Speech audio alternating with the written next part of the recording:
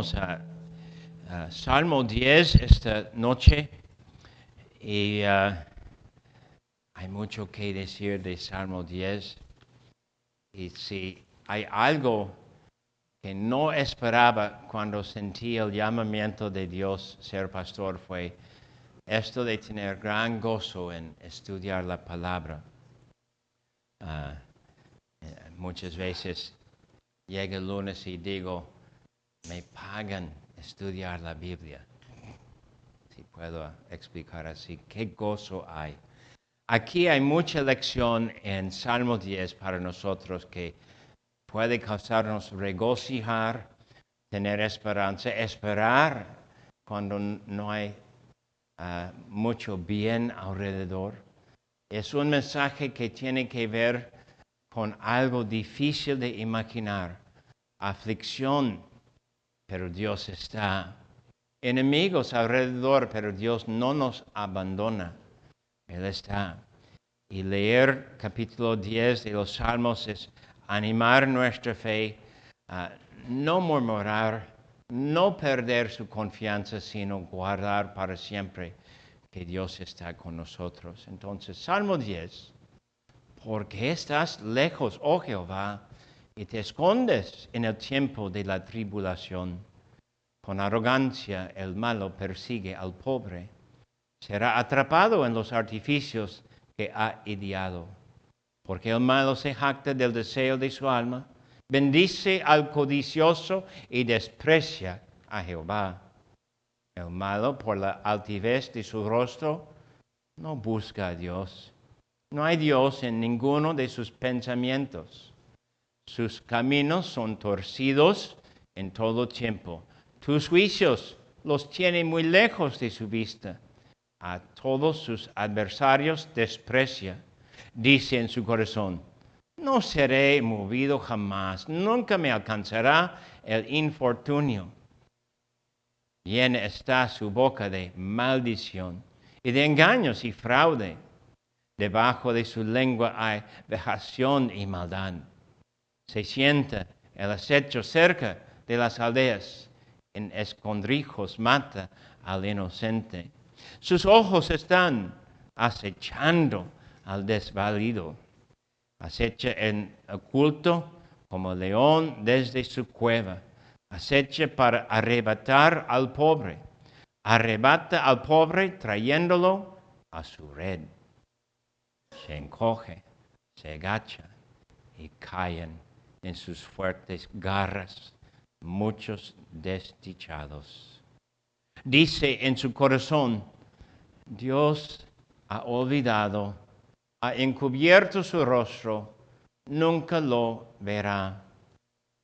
Levántate, oh Jehová Dios, alza tu mano, no te olvides de los pobres, porque desprecia el malo a Dios. En su corazón ha dicho, tú no lo inquirirás, tú lo has visto, porque miras el trabajo y la vejación para dar la recompensa con tu mano. A ti se acoge el desválido. Tú eres el amparo del huérfano. Quebranta tú el brazo del inicuo y persigue la maldad del malo hasta que no hayas ninguna. Jehová es rey eternamente y para siempre. De su tierra han perecido las naciones. El deseo de los humildes oíste, oh Jehová. Tú dispones su corazón y haces atento tu oído para juzgar al huérfano y al oprimido, a fin de que no vuelva más a hacer violencia el hombre de la tierra. Amén. El famoso pastor de Londres, Charles Spurgeon, dijo que tenemos que leer muchos libros, pero vivir en la Biblia.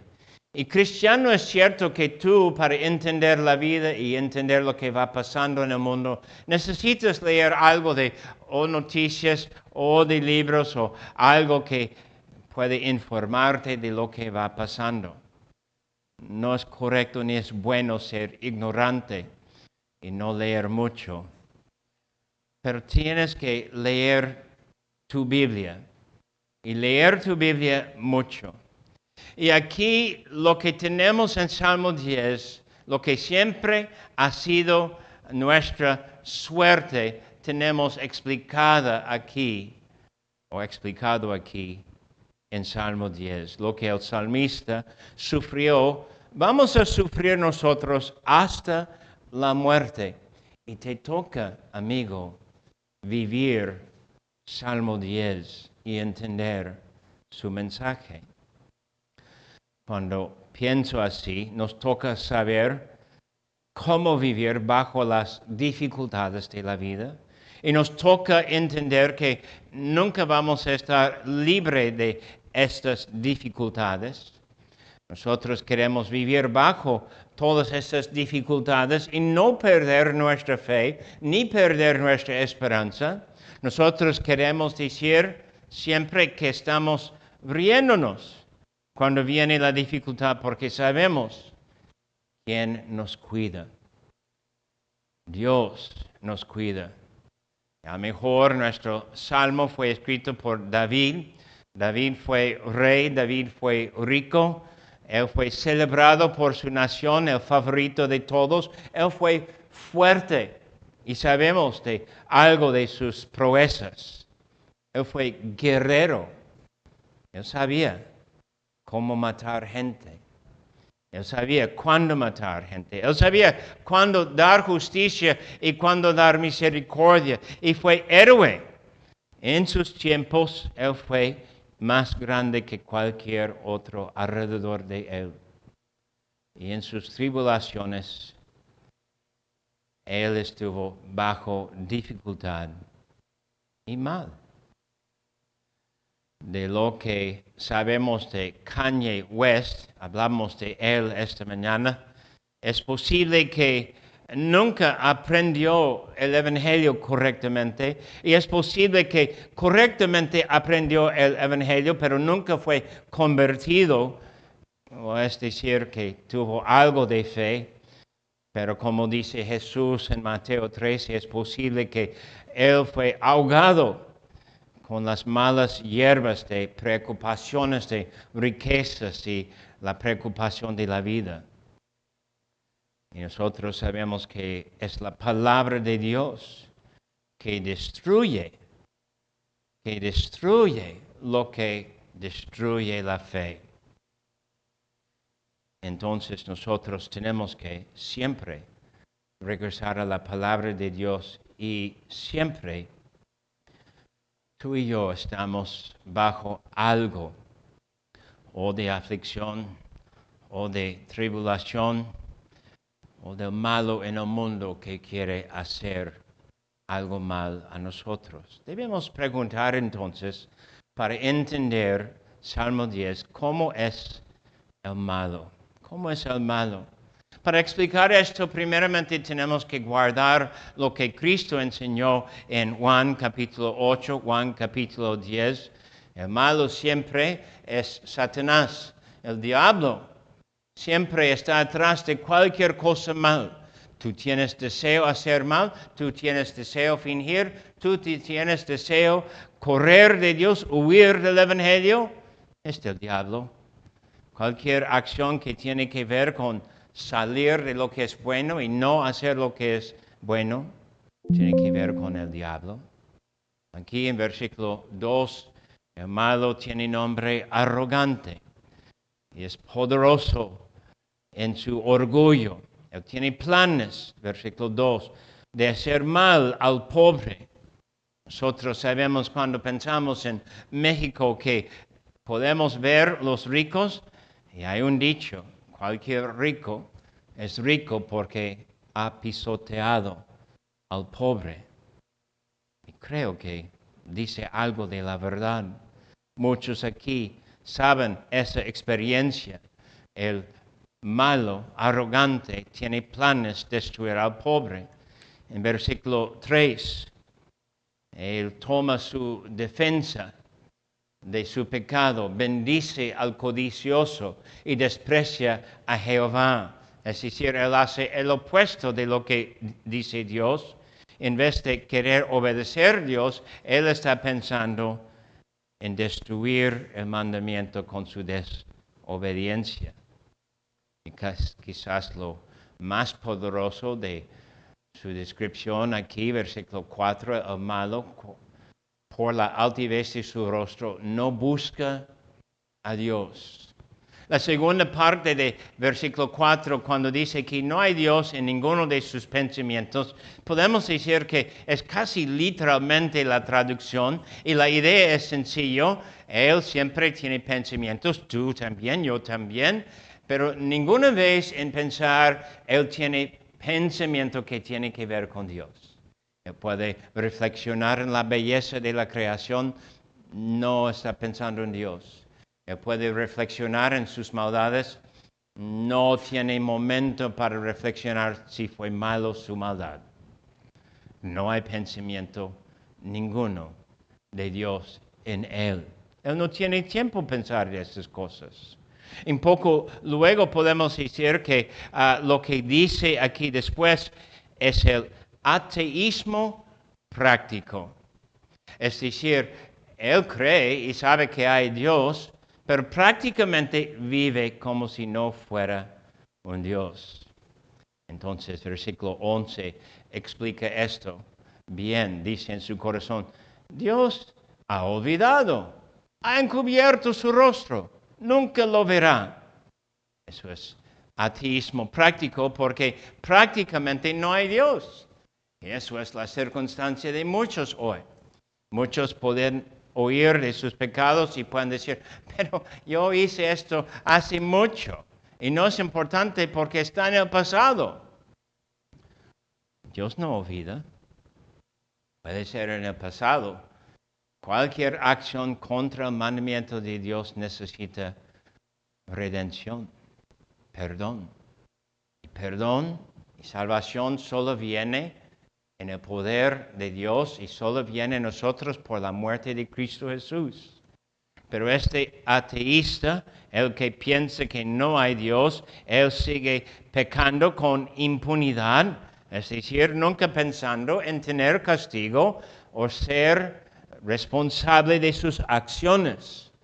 En vez de buscar perdón, él está buscando una excusa. Está en el pasado. ¿Qué es la relación de creyente con esa persona? Bueno, el Salmo dice que es imposible escapar de él. Eso es donde no es fácil, ¿verdad? Eso es donde en realidad no queremos guardar lo que dice, queremos pensar, no puede ser, ni por un momento, a lo mejor no. Y podemos entonces pensar cómo es Él que pertenece a Dios. En otras palabras, el opuesto del malo.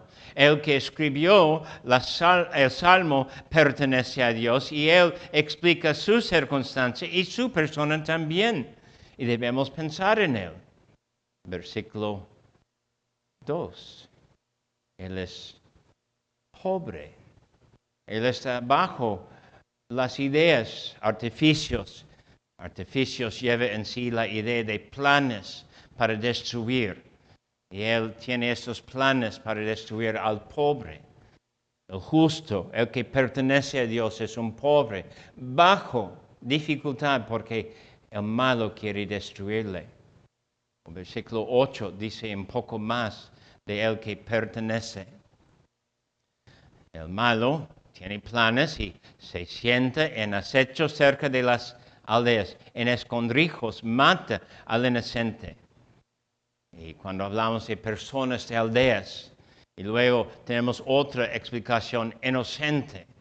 Estas personas son las personas comunes, las personas que viven cada día, viven de día a día, viven en sus vidas justamente, y son las personas que tienen idea de pasar sus años bien, nada especial, pero deben pensar en la próxima parte de versículo 8.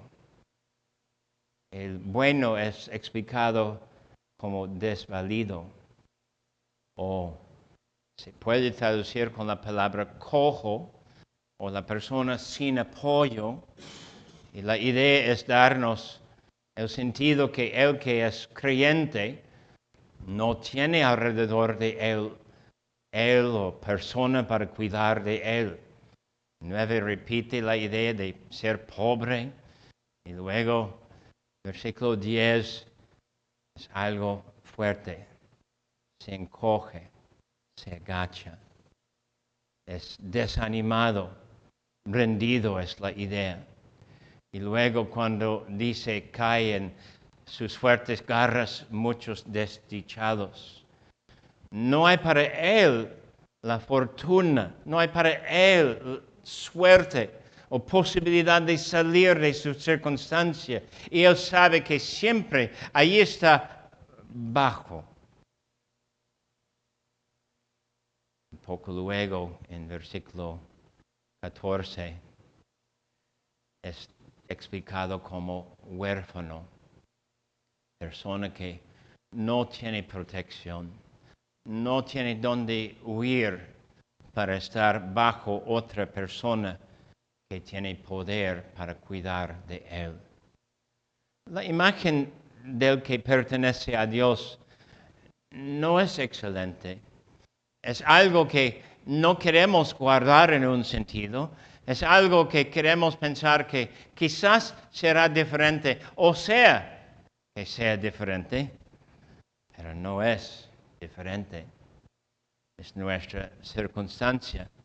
Y cuando guardamos esto nosotros tenemos algo de problema, como dice versículo 1, porque estás lejos, oh Jehová. ¿Dónde está Dios? Parece que Dios está escondido y Él no entiende. Parece que Dios no tiene preocupación acerca de nuestras vidas. Y nosotros seguimos orando. A veces pensamos en nuestras oraciones y tú debes pensar por cuántos años estás orando la misma cosa. Yo tengo muchas peticiones en mi vida que tienen que ver de ahora casi 50 años. Tengo 2 amigos que oro por ellos por casi 50 años. Una de mis amigas es católica, no quiere oír el evangelio de mi parte. Otro amigo es luterano, él no quiere mucho tampoco. Ni él ni ella muestra mucha fe, ni muestra mucha seguridad, pero sigo orando. Y tengo igual de peticiones de mi vida privada, tú también. De cosas de que no hablamos, de cosas que son difíciles. Y nos parece que Dios está lejos, porque de preferencia queremos una respuesta ahorita, por favor. El cristiano, igual como el judío de hace 3000 años, tiene que estar sentado contemplando su Dios y pensar en esta circunstancia. Los malos sí tienen algo de libertad, sí tienen algo de oportunidad. Versículo 6, nunca me alcanzará el infortunio. Y nosotros decimos, no es igual con nosotros. Entonces, es en esta circunstancia que tenemos que guardar que Dios siempre tiene respuestas y tiene planes. Y pasamos a los versículos 15 y 16 aquí y podemos ver que Dios tiene planes para con su mundo y con la tierra Él va a hacer algo. Y dice con firmeza, quebranta tú el brazo del inicuo. Y nosotros podemos decir, hay esperanza en esas palabras, pero esta palabra es petición. Otra vez es Él, el salmista, esperando en lo que Dios quiere hacer, puede hacer y va a hacer. Sabemos que va a hacer estas cosas, pero todavía no. Igual decimos de la segunda mitad del versículo 15, cuando dice, persigue la maldad del malo hasta que no hayas ninguna. Y hasta hoy, 3000 años luego, estamos esperando que comience esto, que Dios comience, por favor, pronto, en tomar los malos y quitarles uno por uno o cantidad por cantidad. Y en este momento tenemos que entender que el salmista no ofrece murmuración, tampoco es queja. Él está ofreciendo su oración, su petición. Porque en leer 15 tenemos que decir algo del salmista. Fue hombre de la palabra. Si estoy correcto que es David que escribió el Salmo, y es muy probable que tengo la razón en ese sentido, podemos decir que sabemos algo de la vida de David, porque la ley dice que cuando hay rey y la tierra tiene a alguien para ser rey, el rey tiene una obligación. Él tiene que llegar con los sacerdotes, llegar con el libro de la ley y escribir copia personal de la ley. Es decir, escribir Génesis y Éxodo, Levítico, Números y Deuteronomio. Ojalá que es más fácil para alguien que habla hebreo escribir todos estos libros. No puedo imaginar la tarea de escribir todo esto en inglés, menos hebreo. Pero eso es lo que fue su obligación. Pero a pesar de esto podemos decir que es obvio cuando él dice versículo 15 y sabemos que no es murmuración y sabemos que no es queja, podemos decir que él sí sabía bien la palabra de Dios. Él fue estudiante de la palabra. Y él podía decir que Dios hizo promesas en su palabra de destruir sus enemigos, de siempre ganar la victoria, de siempre ser el soberano, de siempre no faltar en cuidar de los suyos. ¿Y qué dirás tú en tu oración si sabías esa verdad? Tú vas a decir igual. Quebranta tú el brazo del inicuo, porque tú sabes que Dios así ha hablado. Y tú sabes que, claro, es tu derecho decir estas cosas, porque sabes lo que Dios tiene programado y sabes que viene, solamente no sabes cuándo. Y guardando esto nos parece decir que Dios no está lejos, Dios no está ausente, Dios no guarda silencio. Él habla fuertemente y Él va a tener la última palabra en el fin del mundo. Y 16. Eso es su confesión. Eso es la respuesta que estamos esperando.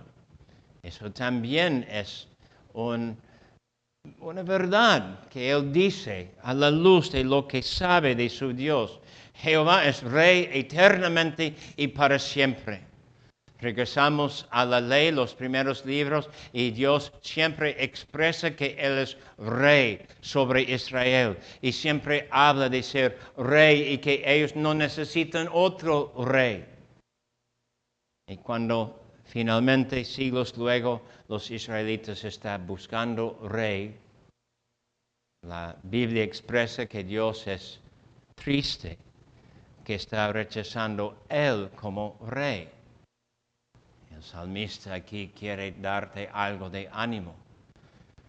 Un rey reina. Un rey tiene trono, un rey siempre tiene sus súbditos, un rey siempre tiene su poder y él sabe cómo ejercitar su poder y guiar lo que va pasando porque es rey. Pero no es solamente rey, es rey eternamente y para siempre. Y ahora el salmista quiere elevar tus pensamientos. Y él quiere quitar de ti la explicación de cómo es el malo, cómo es el bueno.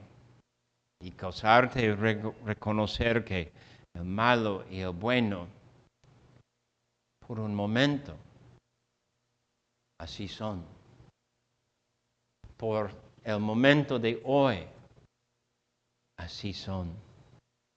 Por hoy tienes que pasar por mucha tribulación. Por hoy tienes que sufrir en algo. Por hoy no puedes explicar lo que va pasando en tu vida, en tu familia.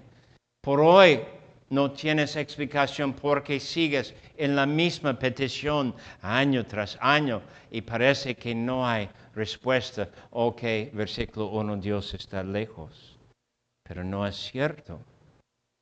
Es Rey eternamente y para siempre. ¿Y qué hacen reyes así? Pues, versículo 16, de su tierra han perecido las naciones. Puedes decir que eso tiene referencia a lo que Dios hizo cuando estableció los israelitas en su tierra, dando a ellos la herencia de 7 naciones más poderosas que ellos. Es cierto. Pero ahora nosotros sabemos que los salmos quieren causarnos mirar más allá, no solamente del momento, sino espiritualmente, eternamente, en el futuro.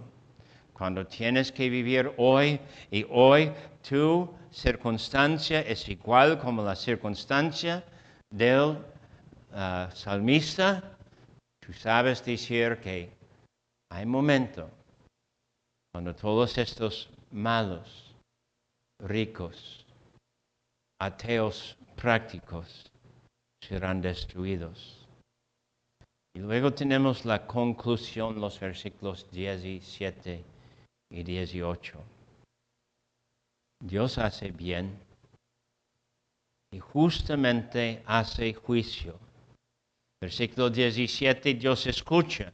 Él escucha a los humildes porque Él tiene gracia y su estilo es gracia.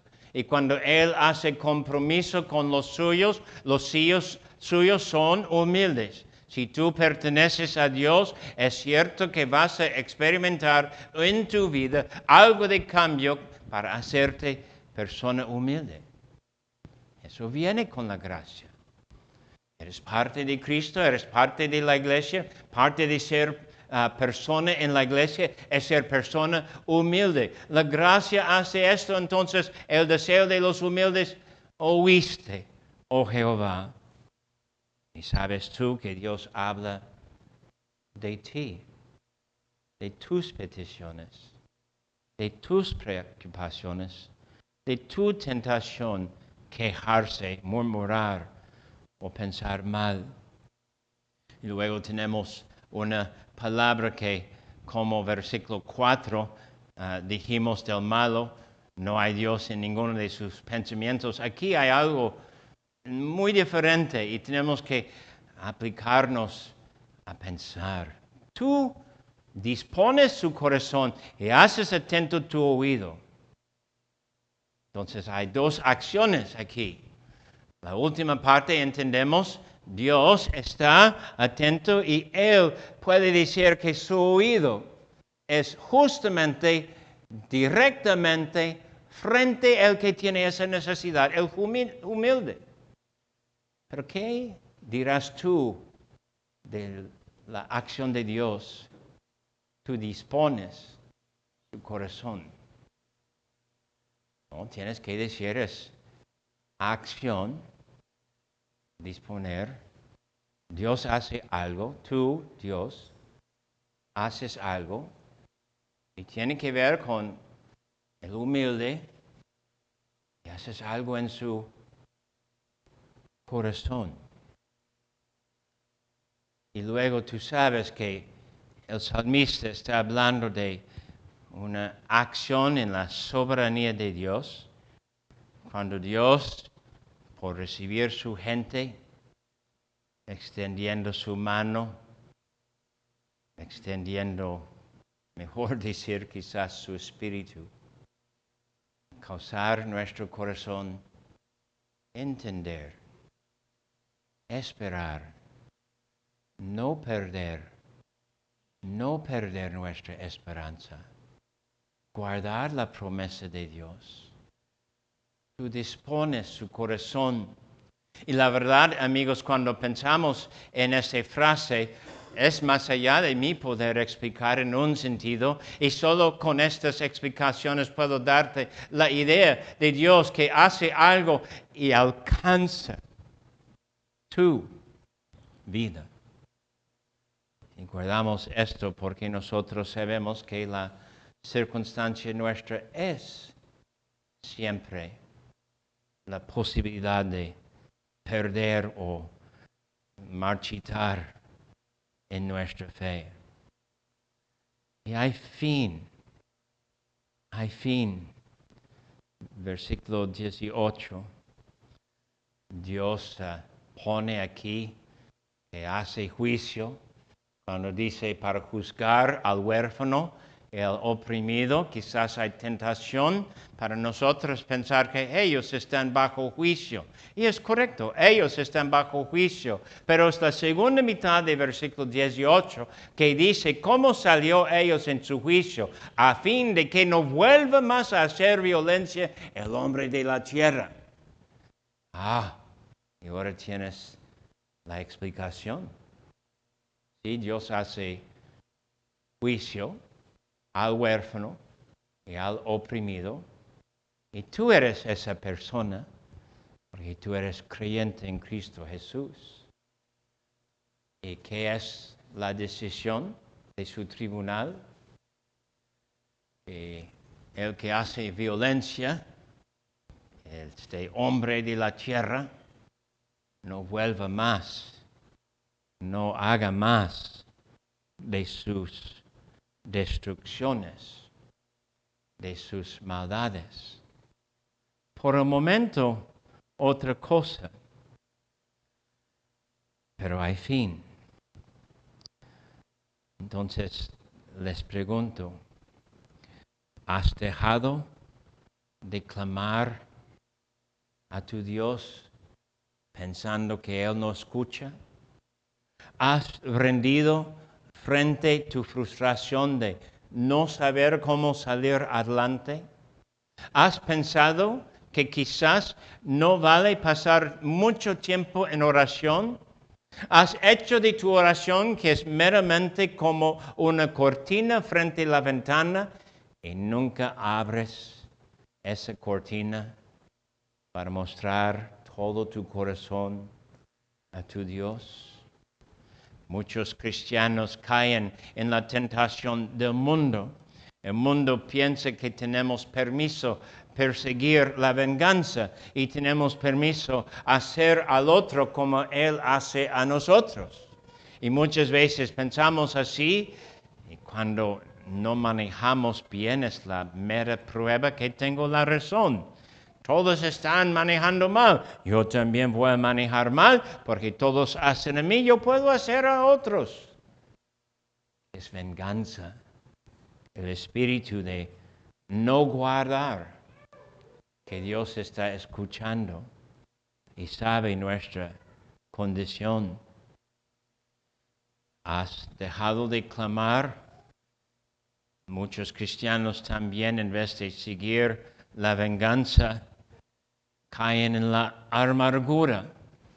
Y es difícil porque nosotros sabemos que tenemos la razón y sabemos que hay injusticias y hay en nuestra vida siempre las cosas que no son excelentes, ni buenos, ni deseados. Es algo difícil.